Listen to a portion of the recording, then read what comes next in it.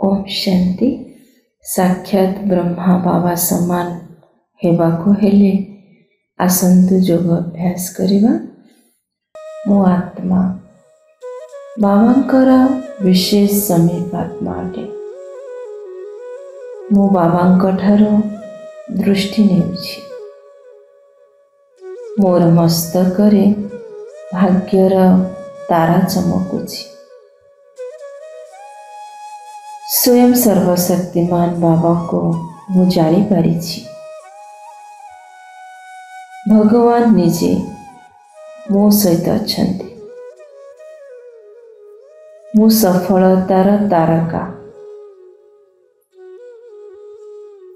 मोर प्रत्येक पदक्षेपरे सफलता विजयी मोर जन्म सिद्ध अधिकार अटे। मोर सबकिछि ईश्वरीय सेवार्थ। ए शरीर मन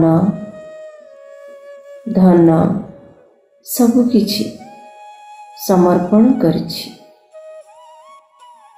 मोर सबकिछि पदम गुणा जमा हेउछि। मु समय पूर्वरु सबकिछि सफल करुथिबा आत्मा। मु समय को केबे भी अपेक्षा करि न थाए, बरम कौनसी कार्य पाई मु सर्वदा रेडी रही थाए। मु केबे समय को अपेक्षा करि न थाए। संपूर्ण हेबार प्रस्तुति रे मु रहुथिबा आत्मा। वर्तमान मु बाबा समान फरिश्ता हेबार रेस करुछि। छोट छोट शब्द रूपी खेलनारे खेलिबा। छोट छोट शब्द को समय को अलसुआ रहिबा। भिन्न भिन्न संस्कार गुड़िक एवं साइड सीन को देखी रहीजिबा। विभिन्न प्रकार शब्दर वायुमंडल बनैबा। ए सबुर वर्तमान मु उपराम अटे। सब किछि देखी न देखिला परी, सब किछि सुनी न सुनिला परी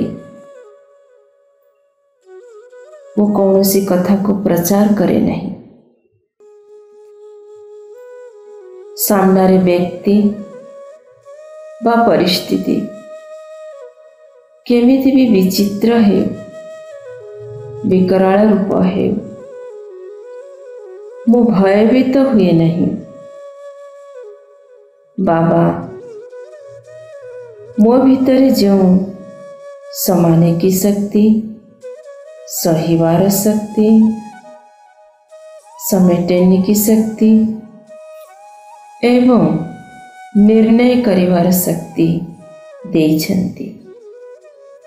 ताहा सहित मु प्रत्येक छोट एवं बड़ा पेपर रे पास करी थाए। बाप दादा को सर्वदा साथी रखिबा द्वारा मु प्रत्येक कथारे सहजरे पास हेउथिबा आत्मा अटे। मु एहाकु मनोरंजन भावी मौज रे पास करी थाए। मु पास विथ ऑनर आत्मा अटे। मोर संस्कार फरिश्ता संस्कार ब्रह्मा बाबांक संस्कार अटे। सहज पुरुषार्थी संस्कार। मते कौनसी कथारे विचलित हेबार नहीं। कथा को बड़ करिबा बा छोट करिवा निज बुद्धि ऊपर थाए। कौनसी कथा कष्टकर होई न थाए। यह आमर निजर दुर्बलता ही कष्टसाध्य होई थाए। मु बाबा समान स्थितिर अनुभव करे। प्रत्येक पेपर रे सहज फुल पास हेउथिबा पास विथ अनर आत्मा। मु मास्टर सर्वशक्तिमान वर्तमान शक्तिर वायुमंडल विस्तार करी बाबा समान फरिश्ता कारण को निवारण करुथिबा आत्मा। साहसी आत्मा सर्वदा ब्रह्मा बाबांक स्नेहरे समाने वाली आत्मा।